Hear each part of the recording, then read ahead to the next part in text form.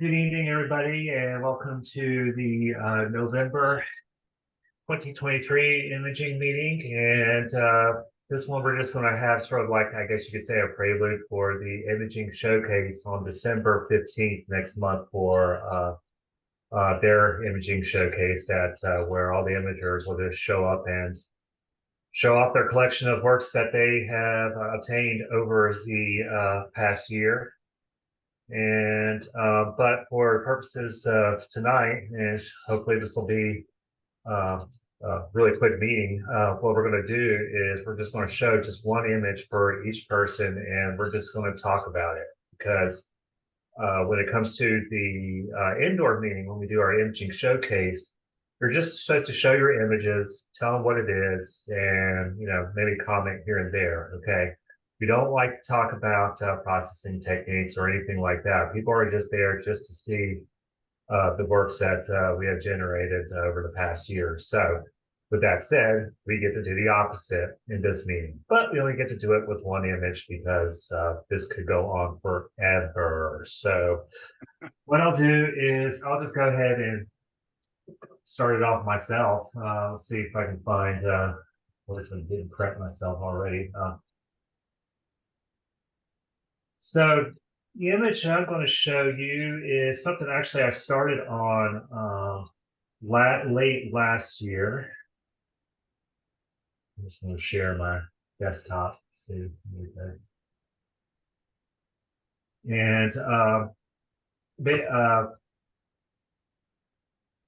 I've been taking images of the constellation Orion because I was like, okay, well, everybody does this, so I guess it's sort of like a rite of passage when it comes to taking images of a constellation in wide field. So there's I can't remember the individuals' names, but there's this group of people out at I think it was in Arizona somewhere where collectively they've gotten together and were doing a mosaic of the Orion constellation as well. You get to see all this pretty nebulosity here. So that's what I had started doing. And this right here, for example, is just two panels of one of H alpha. One I did for the Orion Nebula and some surrounding area, and the other one I did for the Horsehead Nebula and the surrounding area,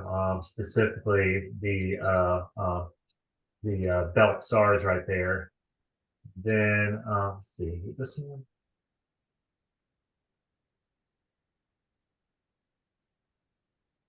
Well, I thought it was. Okay. But then here's another piece that I was having a little difficulty getting it to align in Pix Insight. So I really had three panels there. Also, I did some color work with the RGB so that I could add it in later, and that RGB work worked out sort of okay, considering that I did it right here in Apex. But let's see, where are we? Ryan, well, there's some data from 2019. That's the wrong one. Oops. Let's see. There we go. But did some RGB stuff and finally combined all three H alphas and with the RGB, this is what I got. So turned out really well. The plan is to eventually go over this way right here because there's another big sharpless 2 object that dominates the head and shoulder of Orion, and it's like a giant ball of hydrogen alpha over there. The way I did this is like, once again, I took a panel right here. Actually, it was two side by side and then one on top. Sorry. So I took a panel right here, and then I did another panel right here, and then I did a panel sitting on top. So some of it did get cropped out and didn't line up perfectly, which is expected, considering I didn't really lay this out, only laid this out by eye. And but like I said, if you go to the top of the image, I plan on filling in some of that area and just keep going to the left. And eventually I want to try to get that whole giant hydrogen alpha gas cloud that's around Betelgeuse, and I can't remember what the other bright star that's to the right of it in the constellation. But one of the things that sucks about this is that because it's RGB and I'm having to keep it short exposures, if I remember correct here, let me go back actually and let's see. This one, let's see. Yeah, these were all 120. All my RGB work, that was all 120-second exposure, 2-minute exposure. So what I'm saying is that yeah, I can replace the red channel of my RGB with hydrogen alpha and get this. So that's great and all. But when it comes to like reflection nebulae like M78 here, or the reflection nebulae right at the base of the Boar's Head, or over here the Running Man Nebula. I mean, you can't even see the Running Man; it's not even there. So yeah, the other plan is probably try to do this in do the RGB work in a darker area. Until then, I'm just going to have to suck it up and use Apex, my lawn out here in the outskirts of Apex for collecting RGB. Yeah, the groaner about that is that it's like, oh gosh, I wish I could get all this reflection nebula show because, and I'm sure Naveen's right on top of this thing because he likes reflection nebula a lot. There's that giant Witch Head Nebula that's that would be like way up here to the upper right, and it's close to the star of Rigel. In fact, I think all the star like that, the Witch Head Nebula have, is coming completely from the star of Rigel, which is like I don't know, depending on how you orient your head or whatever. I think it's like the right foot of Orion. So yeah, that's Rigel. But anyways, yeah, so it's a 3-panel mosaic, 1, 2, and then 3, and then the RGB was actually 2 panels because the camera that I used for the mono, or for all the hydrogen alpha that you're seeing here, the sensor is much smaller, and because of that, I have to do more panels in H alpha than in RGB. So no pain, no gain, I guess. So, anyways, are there any questions? Yeah. I have a question actually. If you don't, how do you get the Witch Head? I have tried and tried.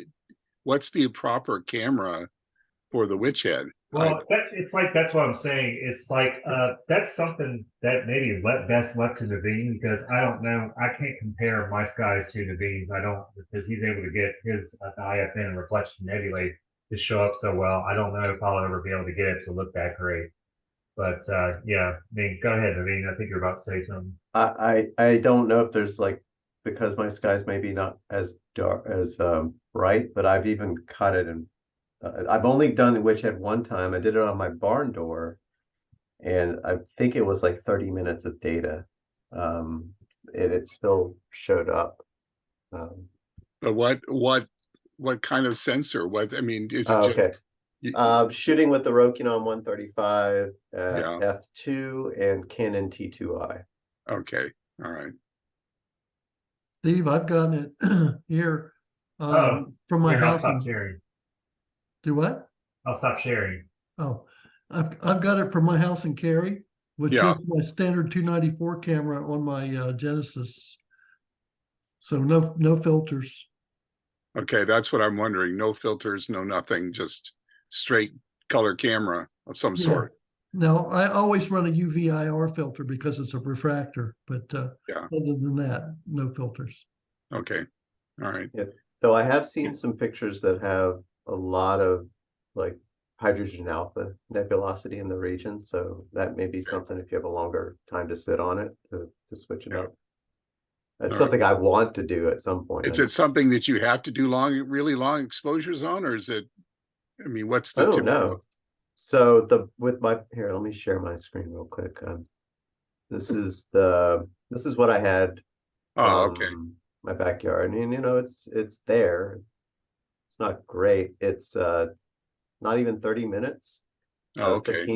15-second exposure. Yeah, I don't know why I haven't been able to get it. I'll have to look. Maybe I'm processing it incorrectly. Yeah, Yeah, okay. I don't know. It could be, Steve, that it's bigger than you expect it to be too. It's Yeah, quite large. I think I've looked at the field of view of the lenses I was using. I used the 135 on it, and I did the Rigel area, and I saw nothing. I don't know what that is, but I'll look again and see what's going on. Okay, Chris, back on your picture.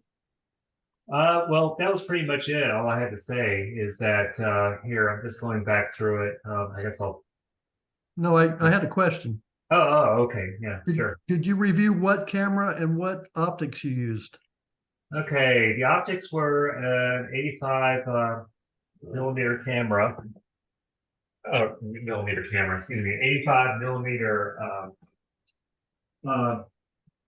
camera, camera lens. It was an EF lens, and for the hydrogen alpha, I used the ASI 183 mm by ZWO, and I just swapped that out with the ASI 294 29 C. No, excuse me, ASI 294 MC. Excuse me. It's the one that you have, Mark, so you know which one I'm talking about. Yeah, I do. But anyway, as far as like adapting it to the actual 85 millimeter lens, I was using the I forgot what it's called, the Star Slide or whatever it is by Star Arizona, and yeah, I mean I can't complain about it. I mean it's such it's such a small, compact, capable of setup that it's to a point that it's like I've been telling people I wish I could just go out and just get a ZWO AM3 mount and just use my 200 millimeter Canon lens and this 85 millimeter Canon lens as my new go-to deep sky setup. I mean, yeah, I think the shortcomings of that image that you just saw, particularly with the hydrogen alpha, the mono camera ASI 183 mono, is that I believe its dynamic range is only 10 bits. So there's not as many, nowhere near as many tones as a 16-bit camera like the what's the hot one now? The ASI 2600, I guess, is the hot one right now. But that the thing that's nice about it is that that camera has really tiny pixels. So I can, if I just, and it's a really tiny sensor already onto itself, it's 20 megapixels, and using the 85 millimeter lens, it's just, you're able to catch so much detail with just such modest sized setup. I mean, it's perfect in my opinion.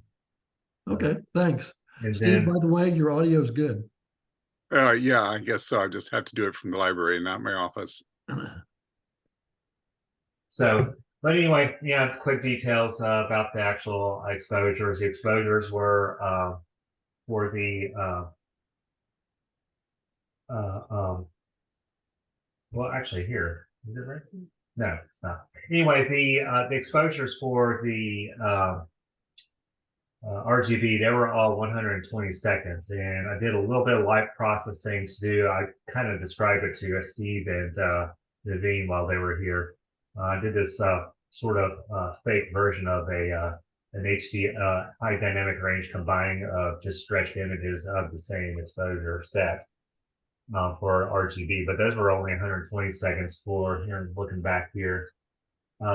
For the hydrogen alpha, actually I did 3 exposure sets for that one. I did just out of paranoia. Looks like I left out one of them. Did an exposure set of 30 seconds, one of 120 seconds, and one of 600 seconds. And so the one I left off was the 30-second one, but believe it or not,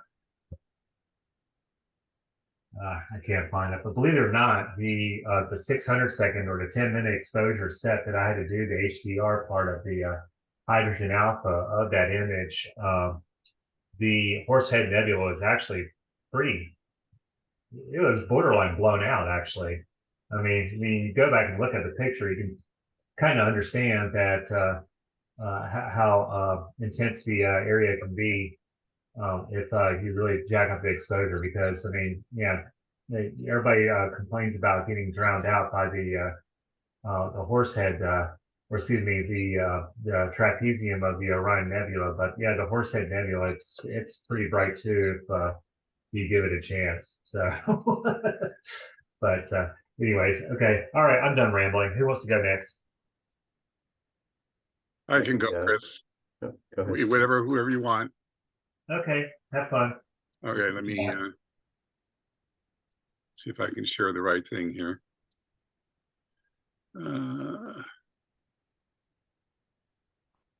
Okay, there we go. Is that clear coming up? Yeah. All right. Okay. I would just show something with the Sea Star. This is the little Sea Star telescope thing from ZWO that I just got a couple months ago now. And having a lot of fun with it because it's so easy to set up and get it going. It's 5 minutes, and you can do interesting things with it. So if it's just a little cloudy and you've got some gaps and you want to do something, this is great. Rather than taking out the big system. And so here we have the Wizard. This is 720 10-second exposures, so it's 2 hours. And then processed in PixInsight. Of course, the device will stack these things as you go along, but it looks okay, sort of. But if you take the subs out and stack them into in PixInsight, and then play around with it, you can do a lot more with it. And what I've seen people doing is either they don't like processing or whatever, and they get really vaguely interesting things. But if you really take some time to process it, you can get some interesting stuff. So I've been having a lot of fun playing around and seeing what I can get with these things.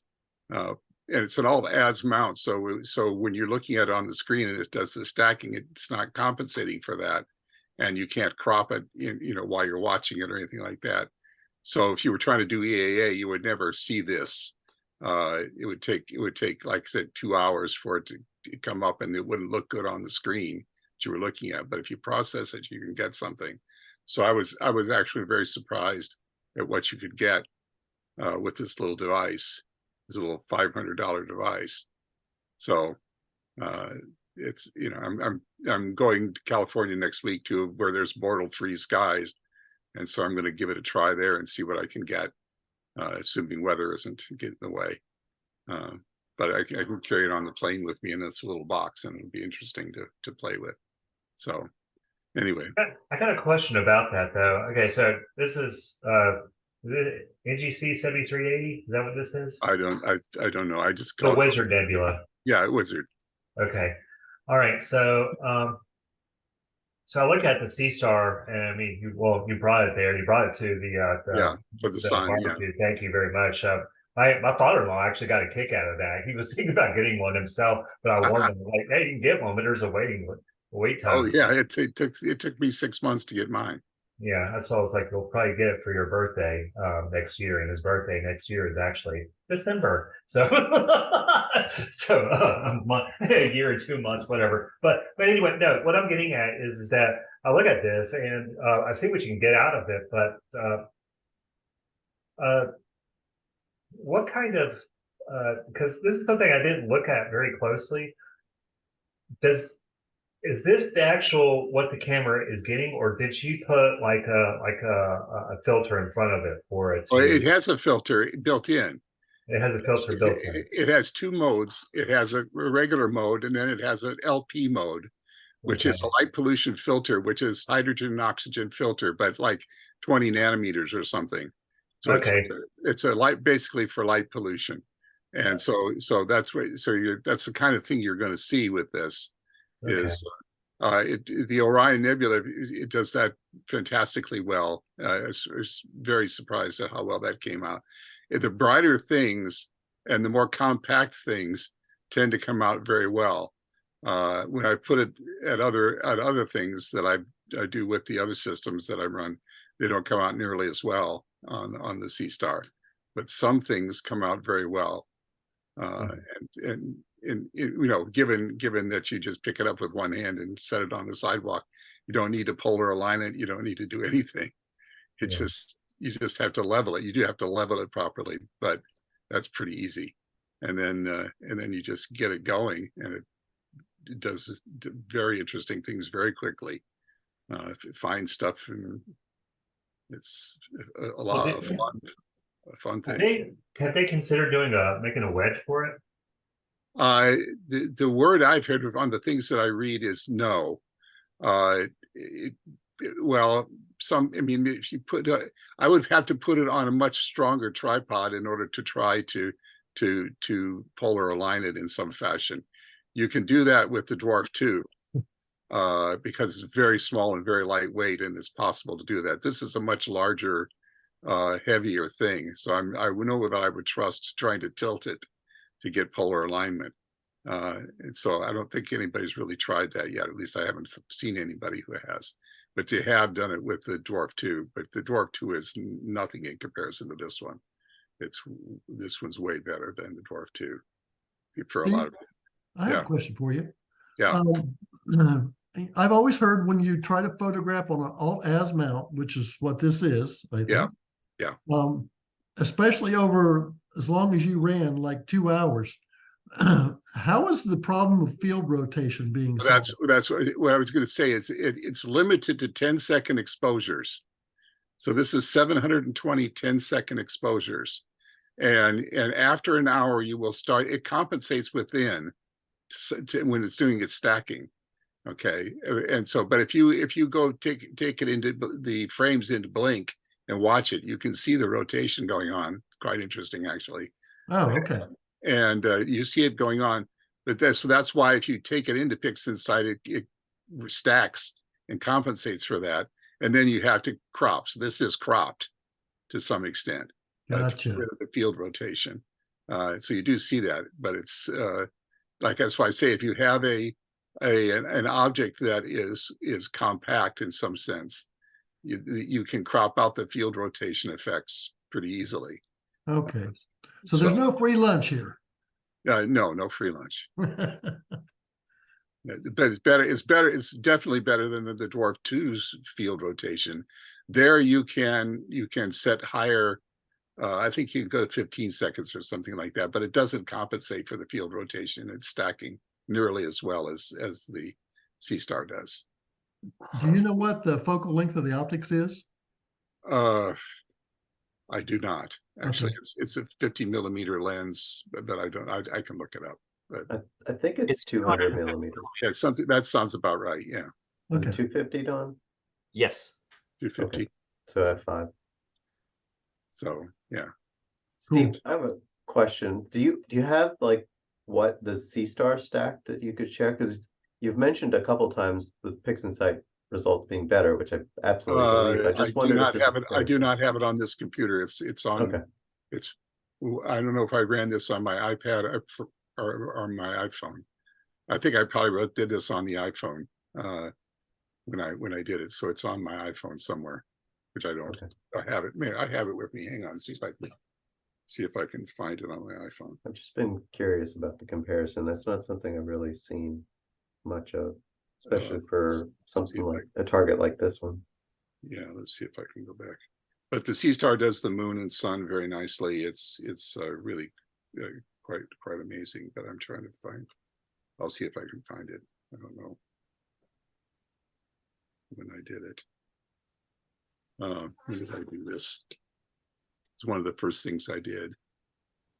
Let's see, October 13th. Okay, let's see. Okay, let's go back.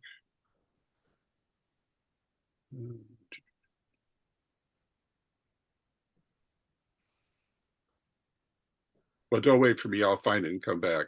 That's all I have to say about this, Chris. Okay. Yeah, I was sitting here just like looking for the camera, and the camera is based on the ASI 462 by ZWO, which actually they quit making earlier this year. So it tells me that it was like, oh, we're not going to make this anymore. We're just going to put it into the C star, you know. So I think that's what happened with that. But yeah, okay. All right, very nice, Steve. Okay, I'll stop sharing here. If I can. Okay, Okay, who would like to go next? I can go. All right, you have my permission. All right, so I went with the Row of Yoki Cloud Complex, which I shot back in April. I went out to Big Woods because I set up in my backyard, and shooting to the south is difficult for me. I have to shoot between my house and my neighbor's house. So I think with this target, I might have 20, 30 minutes a night at best from home. So I spent the night at Big Woods 2 nights in a row in April. It was very nice. It was a weeknight, but I suffered. Very, very tired couple days at work, but it's a 2 panels, so each night I got one panel about 3.5 hours with the Rokinon 135 at f2 and Canon T2i. I'm pretty sure at this point I did have the AM5 as well. I think actually, did I put it in here? Yeah, I had the AM5, which is so much easier to tote around than the EQ6R for these kinds of things. What's the KISS X4? That's just another name for the T2i. Like, I have all these Canon cameras have like 5 names. I don't know. So it's the 550D, the Rebel T2i, or KISS X4, which you never hear referenced. Oh, that's interesting. Okay. Yeah. You know, I'm not sure, Naveen, but it seems to me that maybe the KISS was on other different lines too. And, you know, I got a T3i, and don't they use that overseas, the KISS part of it, not in the US? I don't know. I was thinking they did, but I'm not sure. Mark, does the T3i have a, I don't know, like Hug X4 or something? I want to say it does, but I can't be sure because I kind of don't pay too much attention to it anymore. Yeah, I mean, that's what I have. I mean, that's T3i is an awesome camera. Let's see what else. No filter and 2-minute exposures, and total a little slightly over 7 hours, and there was no movement. It was lovely. ISO 200, wow. Yeah. Well, for this one, that seems to be the sweet spot. Well, yeah, I guess you want to know what's grain and what's star. I mean, because there's so many damn stars in that area. Yeah. Well, The graininess would take away from what's real in there. and I've done so with this one. It's interesting. So the camera, I've learned since I did this. I've done the sensor analysis with SharpCap, which I recommend for anybody to do. Should be free. And the interesting thing with this camera is pixels. If I pull the raw image into PixInsight, either using the CR2, which is the Canon raw format, or FITS files, which Nina can output if you're using like I've got a ASCOM driver for DSLRs that can output FITS files. The pixels saturate at 0.2334 instead of at 1.0. So I learned that a couple months ago, and I suspect that I've probably been doing everything wrong with this camera because of that. But it is what it is. It's a quirk of the camera. It was really hard to get flats figured out for this. I ended up, when I learned this quirk about the camera, I realized, like in Nina for the Flat Wizard, if I set the target histogram at 12%, that worked. Otherwise, I never could get the Flat Wizard to work. But who would think to try 12%? That's crazy. How do you find getting it to work, Naveen? Meaning that the Flat Wizard actually completed, gave me reasonable flats that you were to calibrate the frames well enough. Okay, yeah. Let's see. So I have a cooled APS-C color camera on the Rokinon right now, the Ogma AP26CC. And I want to come back to this target. Probably, so if you see up here, there's a little dust here that's part of the blue horse head. And then these tendrils, the dark nebula, continue off the side to the left, as well as you move towards the core of the Milky Way. So I'd like to do a larger mosaic. And what is the equivalent ASI camera to the Osmo one that you're using? It's the ASI 2600 MC. Okay, so it's an IMX 571. Okay, because I have a duo on order, but who knows when it's going to come. Okay. So I can put it on my 135 as well and see what I can get. Yeah. Can I make a recommendation? Sure. Or it's not really a recommendation. Chris wouldn't do this, so Chris would do this. So Naveen should too. The nebula, or not nebula, excuse me, a lot of your clusters blown out. Fix that. Do a low exposure image set of this area. It shouldn't take too long. Okay. Yeah. Naveen, did you catch this thing, is it going across the meridian? Because, out of Big Woods, I always think of Scorpius, as kind of setting at the edge of the trees, a little bit west of due south. It doesn't really get much above the trees. I didn't pay too much attention about how high, but it's a pretty low target. Yeah.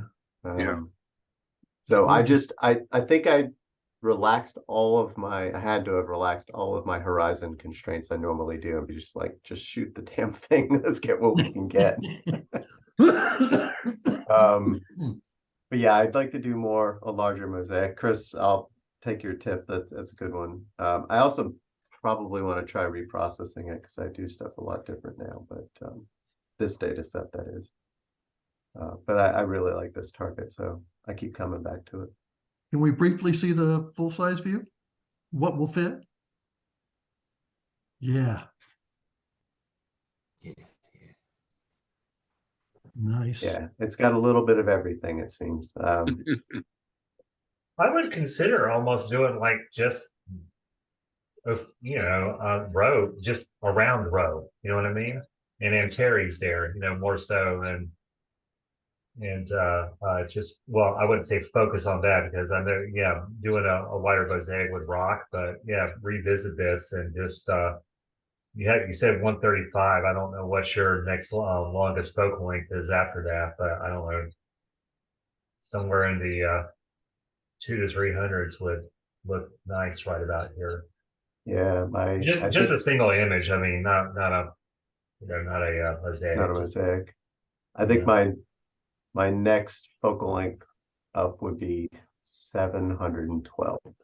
Okay, well, buy something then, damn it.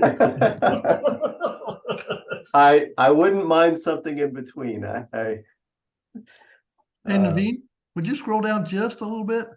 Yeah. Seems like there are two globular clusters there. And I think there's actually 3 on this picture, if I remember correctly. So we got M4. We have M4 and 6144, I believe. Yeah, 6144. Where's the other two? It's like there's M80 up and here, right? M4.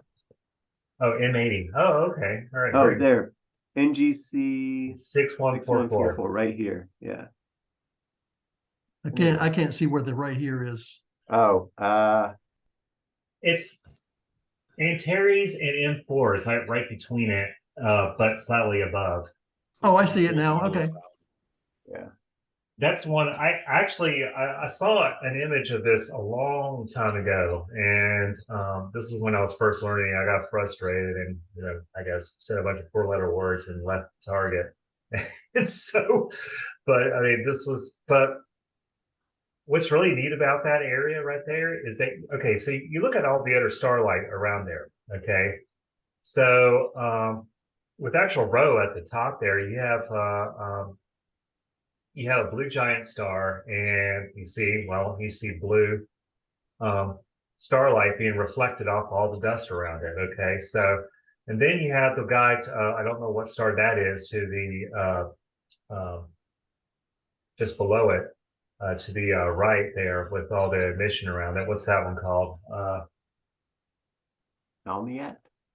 Okay. All right. Yeah, sure. That. Okay. And so, but yeah, you got everything around that one. You got some dust. You got definitely got some emission going on. But see, the thing I like about the Antares region of those two globulars that we pointed out there is that you got globulars, which is really cool.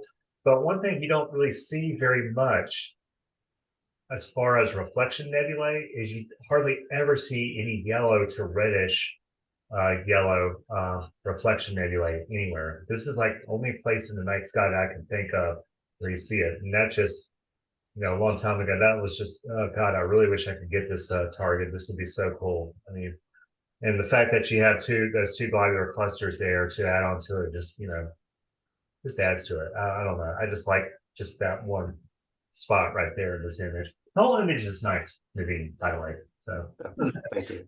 no. No, I think that's why I really like this. I mean, it's colorful and pretty and all, but it's got so many different types of objects, and the two different colors of reflection noise. I knew in my head, I knew that, but I hadn't really thought about it. That does add yet another awesome dimension to it. Because I mean, you look at the Pleiades star cluster. I mean, you get the same thing as you see in Rho there at the top, just blue starlight reflecting off of dust, and that's so damn common. But whereas here, yeah, you had that nice red giant star of some sort. Don't know the exact classification it is for Antares, but yeah, you don't see very many reflection nebulae like that. Naveen, how did you get the star so sharp? Did you do electronic focusing? Yeah, I have a ZWO EAF on that camera lens. Oh, okay. Yeah. The star artifact, I don't know if you've noticed, like some of these brighter stars have a weird inverted diffraction spike. It's an artifact of running at f2. I'm starting to shoot at f2.8. So I get different artifacts, but they're more consistent. You get spikes? Yeah. Okay. Yeah. Which is fine. All right. Chris, I have that. I can share the wizard directly from the phone if you want to see it. From the phone, okay. The Mark was well. I've uploaded the picture to my computer here, and I can share that just to show you what the wizard looks like without processing it in PixInsight. Okay. Hang on. I don't know. Is that there now? Yeah, I can see it. Okay, it's oriented the other way, but you can see it's 123 minutes according to the C star. So this is what you would see after 2 hours of stacking by the C star, and it sends it to the stacked image to the phone. But it would take, like I say, it takes a long time for this to show up on the screen. But you can get all the subs, the 700 some subs, and take those out and restack them, and get the image that I had. So this is the comparison. The stars at the edge look pretty good. Yeah, and it's yeah, I don't know. It's not somehow it depends on where it is in the sky and all of that, in terms of what kind of artifacts you get from the alt-az.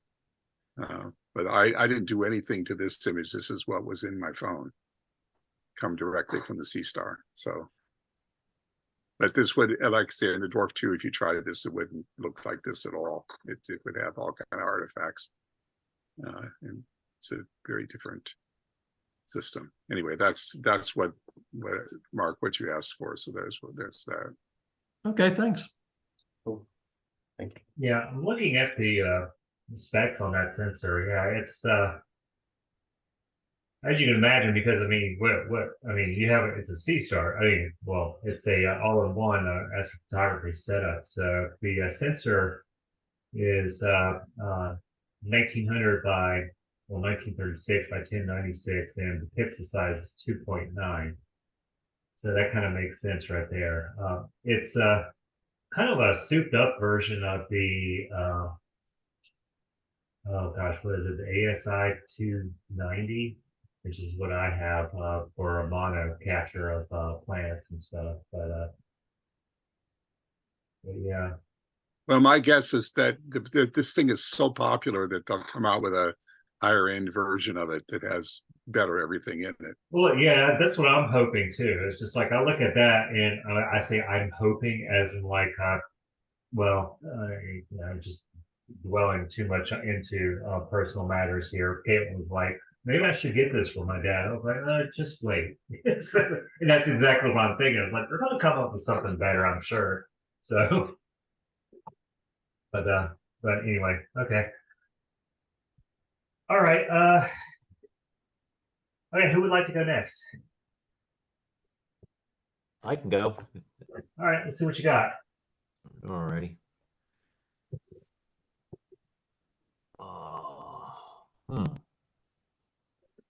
Share. Something's going on here.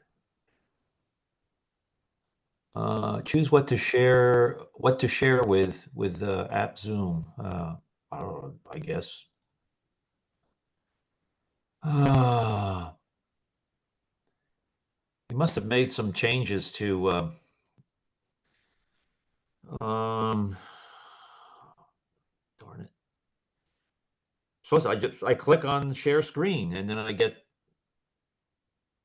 So, okay, so click on share screen. Mm-hmm. You know, the green icon. Yeah, okay. Then I get this little. Do you see it on the screen? I don't even. So what we're looking at right now is we're looking at your Zoom screen. Okay, you understand what I'm saying? Right, and Yeah, so minimize your Zoom screen and you'll go to your desktop because I can see that we're going to look at your desktop. Or go down to your desktop tool taskbar down there. You see your image icon right there? Click on that. Go down to the bottom. right. All the way down, yeah, all the way down, and yeah, there. That. Oh, okay. Well, I guess that one. All right. There you go. Did it come up? Do you see it? Yes. Okay. All right. Is this what you want to show us, the Helix here? Yes. Okay. Okay. Good. Good. All right. And yeah, I took this. I normally image up at the gun club and from my house, but I don't have a good any exposure to the south. But there's a colleague, a fellow gun club member, Ian Stewart, who is also into astronomy. He has 30 acres and he has a great southern exposure. And he is into astronomy and has a dome with a 8-inch f4 reflector. So I asked him if I could come over and set up my 94 millimeter Brandon Apple refractor. And that refractor is a f6.8. And for this object, I use the L-enhanced filter. And we're looking south, so there is some light coming from obviously Raleigh, but it wasn't too bad. I mean, if you looked up towards the meridian, it would be Bortle 5. Yeah, and the camera was the ASI 294 Pro, and it represents 60 3-minute sub exposures, and the gain was 180 and the temperature was minus 10. And I thought it came out pretty good. It's not like shooting with separate narrowband filters and then RGB, but for a just a color shot. What I like, even with the 3 hours, I got that second kind of shock wave. You can see it looks like an eyebrow on at around at the bottom to the left, and I didn't want to darken the sky background too much because it's not really dark in that direction, and the stars came out pretty good, pretty crisp, and you can obviously see the dwarf or white dwarf, the center star in it. And this was cropped by 1.4x also. So, yeah. So I'll just multiply 1.4 times the 640 and you'll come up with approximate focal length. And the camera is 13 by 19 millimeters, the sensor.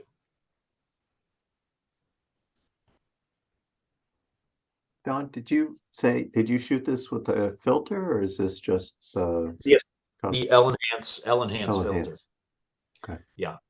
If I was just doing it with the UVIR, I'd probably be shooting 90-second or 2-minute sub exposures, probably maybe 2 minutes. This was 3 minutes, and the gain was 180. I shoot the gain a little bit higher than I would with the UVIR cut filter. I normally use around 125, and I've been using 180. Seems to work out pretty well. Yeah, it's a lovely picture. I really like it, especially as you mentioned that the second shockwave out there. I agree with the background. I like it's nothing's clipped. It looks nice and crisp stars. It's lovely. I agree also. Now you could make that pop even more three-dimensional by darkening the sky, but that's not. There's a compromise, and I think you hit the balance really well. Well, Yep. So the one thing about, and you've heard me say this way too many times, so sorry, people's eyeballs are going to lay on the floor because they're going to be rolling so much right now. But when you do clip the histogram, or when you want to like contrast those fine features right there, the thought is that if you just darken everything that does not matter, as in like what I'm getting at, take your black point and carry it over to the right, and darken everything that's, well, not nebula there. You could do that and it will show up nicely. The thing I try to tell people is that space isn't black, it's just a lighter gray color. But Don, if you wanted to, of course, this is based on what Zoom is showing me here, so it's not exactly 100% accurate. You could probably clip it just a tad. The best way I can tell you is like, well, you're probably saying, well, Chris, geez, what the hell is too much clipping? What is or what's bearable? And I would say that if you like, I'm looking at the Helix Nebula here. If you look at the star to somewhere around 230 to the 230 obviously to the right there, that one that's a little bit on the red side there. Yeah. If you can still see a little bit of that red mist around it after you clip the histogram on the black side a little bit, you should be fine. Yeah. Okay. The other thing to remember is that with this filter, you're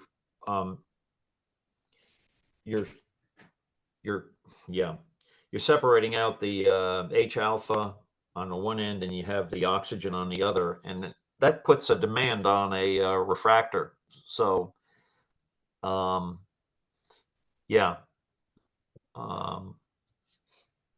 I do get a little bit of color. Yeah.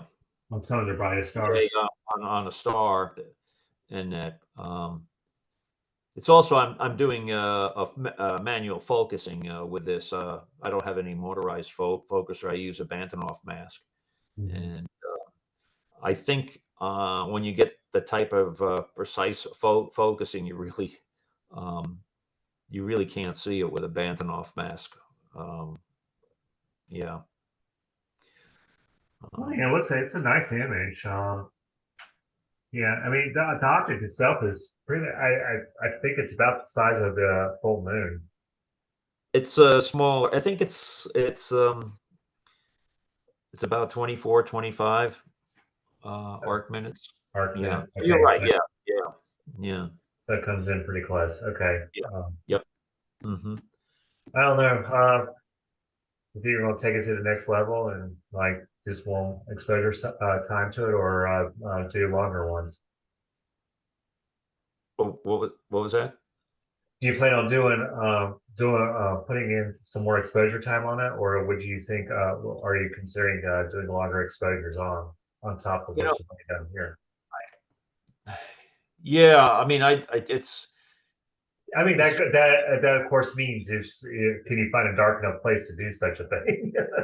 well, So, that's I think I was kind of lucky to be able to image at Ian's, and I mean, um, what I'd like to do is the next time in the beginning of December when I can image again, I'd like to try to get the NGC 253, the Silver Dollar Galaxy, which is yeah, I'm ready to see this.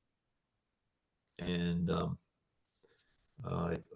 I'd like to image that, and I could come back to this too, and Well, I mean, if this is what you can get at that guy's place, and then do see this, it should come out, comparably pretty good. yeah, yeah. I'm wondering if adding any UVIR would add something to it. In other Well, I words, mean, what was the camera again? Sorry. the A, the ASI 294 Pro. Oh, okay, so you have what I have. Yeah, well, I mean, that's just a raw sensor, so you could UVIR would help, I guess, but I mean, UVIR in this case, you're wondering if you should add it or not. It's only meant to make it so that focusing is easier because and it's really funny. I tried this out on my camera a while back, my ASI 294 actually, and for whatever reason, I forgot where I was pointed. I was pointed at an open cluster in Taurus at the time. I was using the ASI 294 and I just could not get the stars to focus correctly. And I was like, what is going on here? And what I had forgot to do was I forgot to put a UVIR in front of it. Yes. And so, yeah, so it's just like the camera just can't do anything about it because it's like, well, you're trying to focus in this area, I mean, this wavelength, this area of these wavelengths, and I can't do it because everything else is coming in out of focus. I mean, it's just, well, physically, I don't know what the correct vocabulary I should use here, Steve, as far as astrophysics goes, or just physics in general. Yeah, the camera just can't do it. So UVIR, it'll help with keeping the stars nice and tight. I'll tell you that right offhand. So, but UVIR, I always use it just by default. If I'm going out there with a raw camera sensor, and I say raw camera sensor, as in there's nothing over it, there's no slip cover. I mean, not slip cover. We're not talking about slippers here. Cover slip over it. It's going to have to be at least if it doesn't have anything on it, I'm going to have to put something in front of it. Okay, you understand Yep. what I'm saying? Yes. So yeah. So I mean, all these ASI cameras, they already come with a glass cover slip on front of them, but it's I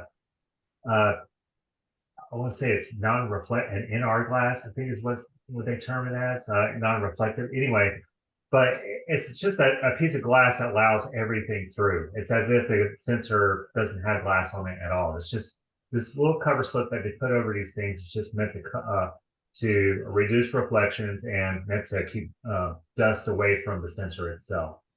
So Right, that's what I have on my T3i. It's been full spectrum modified. So yeah, full just spectrum mono. Yeah. So even if you were to use that with like taking an image of a star cluster, for example, the stars are going to look not that great because they're going to have halos around it. And those halos are just out of focus light that the camera just doesn't know what to do. You have to get rid of those wavelengths that are just out of focus. So you're going to have to use the UV IR filter anyway. yes, So yeah. anyway, sorry to talk to your ear off there, but yeah, if you're going to do No, the no, no. 253, but if you're going to do NGC 253, yeah, I would definitely put some sort of filter in front of it. Definitely not the L enhance. I mean, that's ridiculous for a Galaxy, but yeah, UVIR. I mean, that's perfect. Yeah.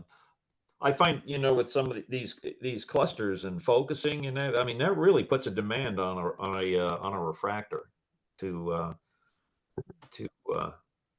get, because I zoom in on a cluster, a bright cluster, and I can pick up a little bit of CA around the stars in that. But then again, it's 35 years old, the refractor, and it was state of the art back then. And it's impressive that I'm doing modern astrophotography with something that's 35 years old. I plan to keep using it. I mean, it does a really good job. Well, I mean, I have nothing to object about it. I mean, it's from what you've described to me. I mean, if we ever, if there's ever a time where we meet up, I'd like to actually see it because that's what I use all the time too. As I use a 90 millimeter triplet. So, yeah, never seen one of these. So, it'd be nice to see it up close. Okay, that's All right, what I have. thanks, Don. All right, yep, stop sharing. Okay, who else? Anybody else got anything? I guess I could show mine. I'm not sure who else is on I here. hope the bar is set high, man. Hey, come on. Let's see what you No. got. All right, let me share here.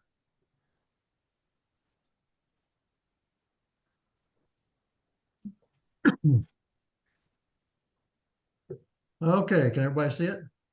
Oh yeah, he cleared the bar. Very nice. Won't be able to Okay. image that again, right? Yeah, this is I went back to January of this year to get Comet 2022 E3 ZTF. And like Don, my refractor's also 35 years old.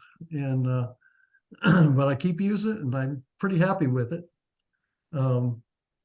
Anyway, I like this picture because it shows the comet in its orientation producing two tails. And so you got the anti-tail pointing to the bottom left, and then you got the dust tail going to the upper right. And there's a slim component of a tail going all the way out to the edge of the frame. And then at the very bottom of this thing, does my pointer show? Can you see my pointer? Yes, Yep. it does. There's a little bitty galaxy right here. A little edge on. Yeah, little edge on galaxy. That I got as a bonus, wasn't expecting it. But anyway, this was shot on the 23rd, on the 24th of January. Below, the temperature was below freezing, and it was an hour or so before sunrise. And so I got an hour's worth of 60-second exposures, just short of an hour's worth of 60-second exposures at gain 150. And then when I processed it in